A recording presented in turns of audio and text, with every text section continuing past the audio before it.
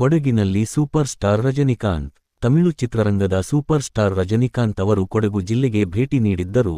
ಮಡಿಕೇರಿ ಸಮೀಪದ ಐಷಾರಾಮಿ ರೆಸಾರ್ಟ್ ಒಂದರ ಉದ್ಘಾಟನಾ ಕಾರ್ಯಕ್ರಮದಲ್ಲಿ ಪಾಲ್ಗೊಂಡಿದ್ದರು. ಕೊಡಗಿನ ವಾತಾವರಣದ ಬಗ್ಗೆ ಮೆಚ್ಚುಗೆ ವ್ಯಕ್ತಪಡಿಸಿದ್ದು, ರೆಸಾರ್ಟ್ನಲ್ಲಿ ಸಾಮಾನ್ಯರಂತೆ ಓಡಾಡಿಕೊಂಡು ಅಭಿಮಾನಿಗಳ ಸೆಲ್ಫಿಗಳಿಗೆ ಸಹಚರಿಸುತ್ತಿದ್ದ ದೃಶ್ಯ ಸಾಮಾನ್ಯವಾಗಿತ್ತು. ಕಳೆದ ರಾತ್ರಿ ವೇದಿಕೆ ಹಾಗೂ ಸಾಂಸ್ಕೃತಿಕ ಕಾರ್ಯಕ್ರಮಗಳು ನಡೆದಿದ್ದು, ಇಂದು ಬೆಳಗ್ಗೆ ರೆಸಾರ್ಟ್ನಲ್ಲಿ ರೌಂಡ್ಸ್ ಹೊಡೆದರು.